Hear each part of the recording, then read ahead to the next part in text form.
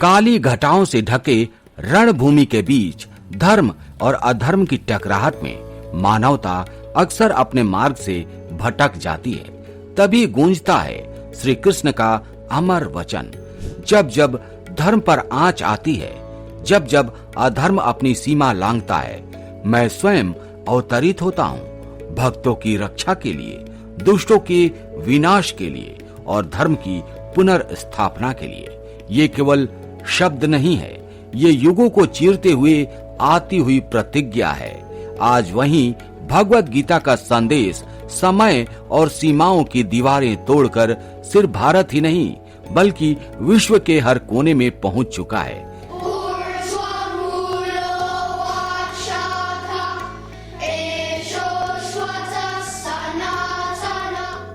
जहां जहां धर्म की किरणें मंद पड़ती थीं, वहीं वहीं अब गीता का प्रकाश फैल रहा है। चाहे वो बड़े बड़े तथाकथित सुपर पावर हों, ईसाई बहुदेश हों या वो भूमि जहां सदियों तक गीता का नाम तक नहीं लिया गया। तानाशाही की लोहे के दीवारों के पीछे, कट्टर पंथ के अंधेरे साये में और साम्यवाद की जंजीरों में जकड़े देशों में, जहां कभी भगवान का नाम लेना भी अपराध माना जाता था, आज वहां गूंज रहा है जय श्री कृष्णा का स्वर।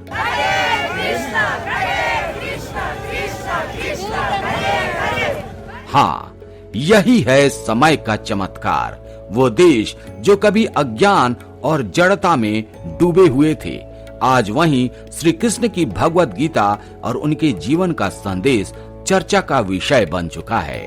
और आज जन्माष्टमी के इस पावन दिन दुनिया के कोने कोने से आई तस्वीरें उन लोगों के दिलों में हलचल मचा रही हैं जो कभी सनातन को नकारते थे। यकीन मानिए दोस्तों, इन तस्वीरों को देखकर आपका दिल भी सुकून से भर जाएगा, क्योंकि आज जो तस्वीरें लंदन से आई हैं और जो नजारे अमेरिका से दिखे हैं, वो सिर्फ तस्वीरें नहीं, ये हैं विश्वास के परचम जो पूरी दुनिया में लहरा रहे हैं। ये नजारा है रूस का। हाँ, वही रूस जहां कभी भगवत गीता पर प्रतिबंध लगाने की बात उठी थी, आज वहीं गूंज रही है कान्हा के बांसुरी की मधुर तान और सड़कों पर सज रहा है जन्माष्टमी का उत्सव। इसी तरह दुनिया के बड़े बड़े देशों से ऐसी अद्भुत तस्वीरें जन्माष्टमी के दिन लगातार आती रहीं और अब भी आ रही हैं।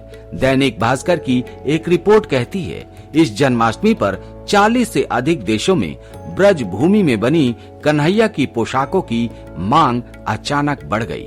अमेरिका, ऑस्ट्रेलिया, दुबई, ओमान और चौंकाने वाली बात है दोस्तों, सऊदी अरब से भी करोड़ों रुपए के ऑर्डर। सोचिए, वो भूमि जहां कान्हा का नाम लेना कभी असंभव लगता था, आज वहां से भगवान श्री कृष्ण की पोशाकें मंगवाई जा रही हैं। इतनी मांग थी कि 2 महीने पहले ही ब्रज के कारीगर रात दिन कान्हा की ड्रेस तैयार करने में जुटे हुए थे।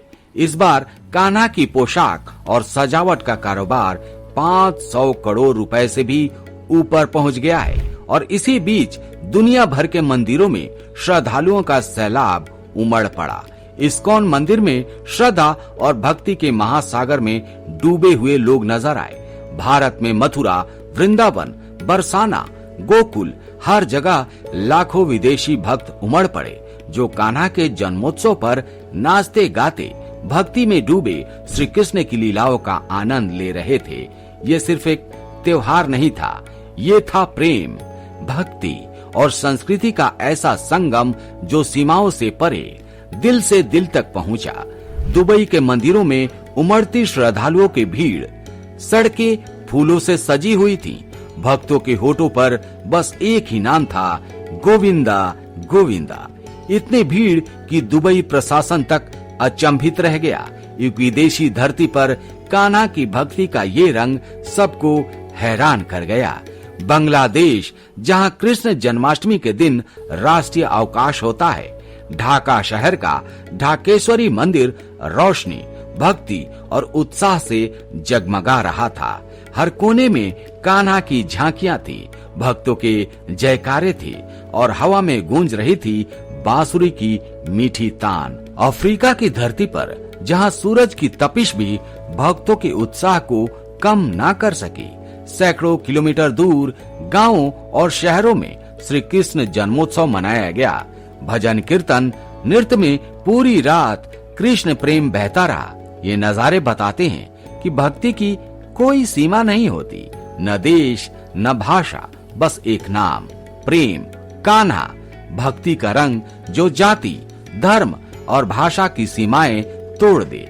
अफ्रीका की धरती पर सिर्फ भारतीय मूल के हिंदू नहीं, बल्कि स्थानीय ईसाई और मुस्लिम भी कान्हा के नाम पर झूमते नजर आए, क्योंकि वहाँ के मुस्लिम किसी कट्टरता के बंधन में नहीं है, बल्कि खुले दिल से सनातन धर्म के पर्वों को अपनाते हैं।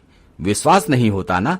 तो देखिए यह दृश्य मुस्लिम परिधान में, लेकिन श्री कृष्ण की भक्ति में मस्त होकर नृत्य करते अफ्रीकी भाई बहन।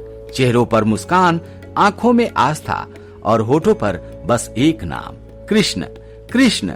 इस बार जन्माष्टमी की गूंज पूरी दुनिया में हो रही है और मुस्लिम देश भी इससे अछूते नहीं रहे। तो दोस्तों, आपने कैसे मनाई जन्माष्टमी? कमेंट करके जरूर बताइएगा। जय श्री कृष्णा, जय हिंद, जय भारत, वंदे मातरम।